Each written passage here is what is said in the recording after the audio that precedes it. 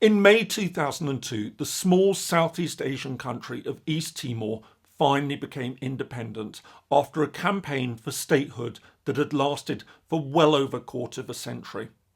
While many observers see East Timor's quest for statehood as a model for other territories seeking independence, as I'll show, it actually falls into a rather unusual category of independence movements in international relations.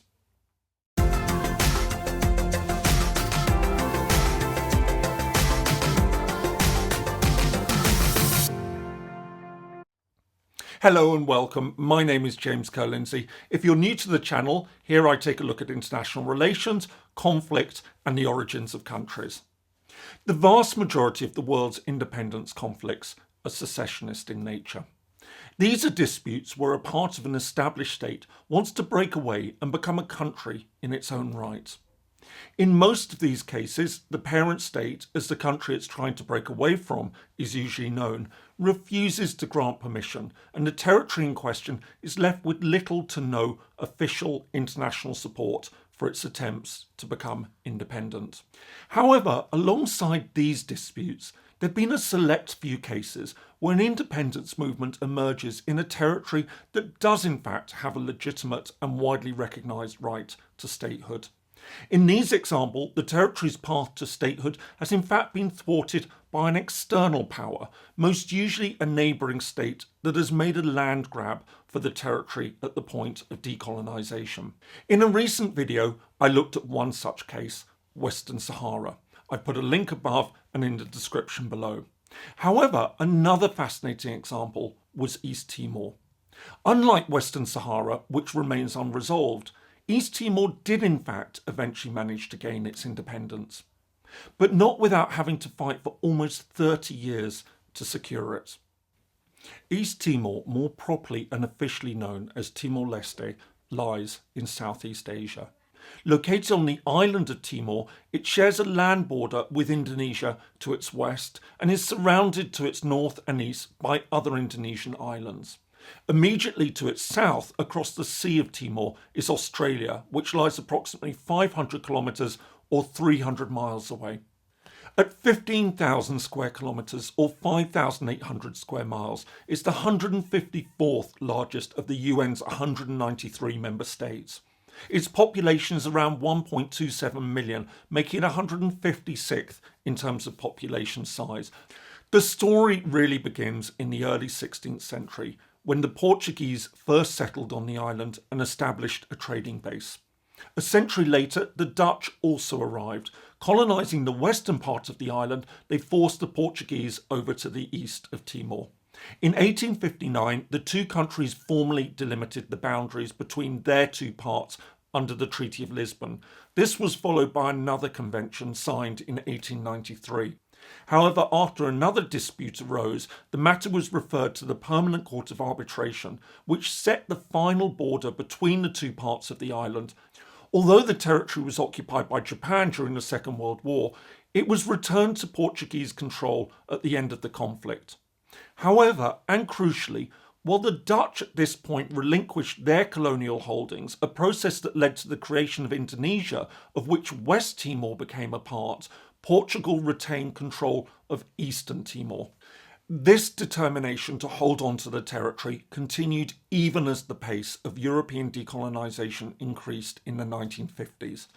Portugal, which was under a dictatorship at the time, refused to accept that the territories were in fact colonies, arguing that they were instead overseas provinces of the country. As a result, in December 1960, the UN General Assembly passed Resolution 1542, which determined that Timor and its dependencies, along with other Portuguese colonial holdings such as Cape Verde, Guinea, Angola, Mozambique and Goa, should be added to the UN's list of non-self-governing territories. However, the situation changed radically on the 25th of April 1974 when a left-wing military coup, the so-called Carnation Revolution, overthrew the dictatorship. Promising to restore democracy and reinstate civil liberties, the new regime also instituted a major transformation in Portugal's approach to its overseas territories. It now accepted the right of its colonial holdings to determine their own future. Almost overnight, the country retreated from what remained of its empire. As well as relinquishing control over its two major holdings in Africa, Mozambique and Angola, which had been engaged in fighting local independence movements, it also decided to give up Timor, where crucially there hadn't been a major uprising against colonial rule. In the months that followed, plans were put in place for a handover of power. As part of this, a general election was held. This led to a coalition between the two biggest parties, the left-leaning Revolutionary Front for an Independent East Timor, Fretilin, and the conservative Timorese Democratic Union, UDT. However, this soon collapsed into armed conflict between the two groups. Meanwhile, neighbouring Indonesia, which had already made clear its hopes of being able to take control of the territory following Portuguese decolonisation, now began to launch raids from West Timor, claiming that it was concerned about communist activity in the eastern part of the island. Fearing the possibility of an Indonesian takeover, on the 28th of November 1975, Fretilin, which had now defeated the UDT, declared the creation of an independent Democratic Republic of East Timor. However, just 9 days later, Indonesian forces went ahead and launched a full-scale invasion. This was quickly condemned by both the UN General Assembly and by the UN Security Council. Resolution 384, passed on the 22nd of December 1975, not only called on all states to recognise the inalienable right of the people of East Timor to self-determination and independence, it also called on Indonesia to withdraw its forces from the territory. Indonesia rejected the calls and in the following months set up a provisional government in East Timor. Then in July 1976, the Indonesian parliament formally declared that East Timor was now the country's 27th province. Indonesia's invasion and occupation of East Timor led to what would become a protracted uprising as Fretilin took up arms to resist the occupation. In response, Jakarta imposed a harsh crackdown. Indeed, over the course of the next 2.5 decades, it's estimated that in total over 200,000 people lost their lives to the conflict and to the starvation caused by the occupation. Meanwhile, despite its best efforts to cement its control over the territory, Indonesia failed to make much headway internationally with its formal claim to sovereignty. Indeed, just one country chose to back Jakarta's position. In 1978, Australia formally recognised Indonesia's control over the territory in a move that many came to regard as a stain on its reputation. That said, the issue also slowly started to drop off the international radar. Having been on the General Assembly's agenda between 1975 and 1982, East Timor now ceased to appear. However, this was all to change in 1991 when Indonesian forces fired on mourners at a memorial for a pro-independence supporter. While the number of deaths is disputed, with claims ranging from 65 to 270, the attack, which was caught on camera by visiting journalists, sparked international outrage and galvanised many groups to publicise the plight of the East Timorese. In the years that followed, East Timor enjoyed renewed attention. This reached an apogee in 1996 when José Ramos Horta, who effectively served as East Timor's foreign minister, and Bishop Carlos Bello, the head of the Catholic Church in East Timor, were jointly awarded the Nobel Peace Prize for their efforts to reach a peaceful settlement of the issue. But the real turning point came in 1998. As Indonesia was rocked by the effects of the major financial crisis at the time, pro-democracy protests erupted in the country. After 30 years in power, Indonesia's dictator, President Suharto, was forced to resign and a new government came to power. And it now began to take a very different position on the question of East Timor, accepting that it could be offered greater autonomy.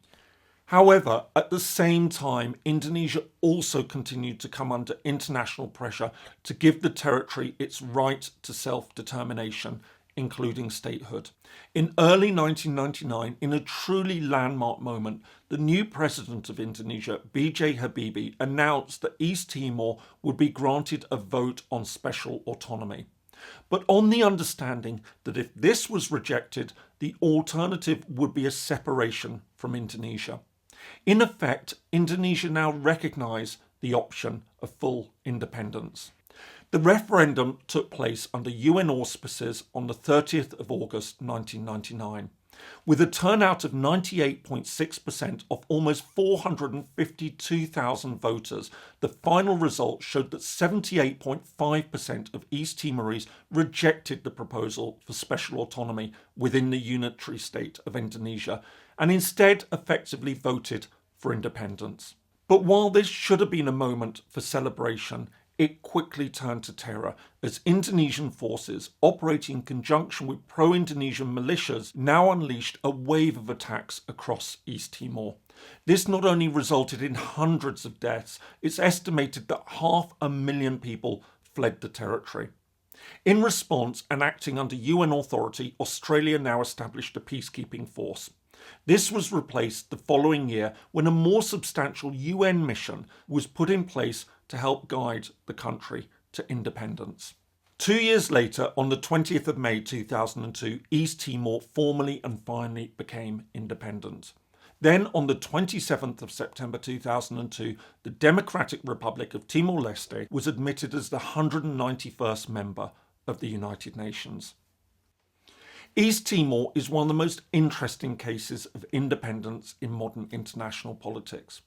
While it's often, though wholly incorrectly, viewed by many as a case of secession, in fact it was actually a case of thwarted decolonisation. Having been part of the Portuguese colonial empire, it was forcibly annexed by Indonesia following the former's hasty retreat from colonialism in the mid-1970s. And yet, while Indonesia's claim was never accepted by the international community, at one point it seemed as though East Timor would become another largely forgotten conflict. It was only when Indonesia's brutal occupation was graphically exposed to the world that an international campaign for independence really took off again. But even then, it was only following the overthrow of Indonesia's dictatorship that the situation really changed. But what's interesting is that in essence, it shows that cases of traditional secession and occupation following decolonisation often share one fundamental commonality. Even where a territory has an explicit right of independence, it invariably comes down to the controlling power as to whether it actually gets it. I hope you found that interesting. If so, here are some more videos that you might like. And don't forget to like, subscribe and turn on the notifications bell to be alerted when I upload new videos. I post new ones every Friday. Thanks so much for watching and see you in the next video.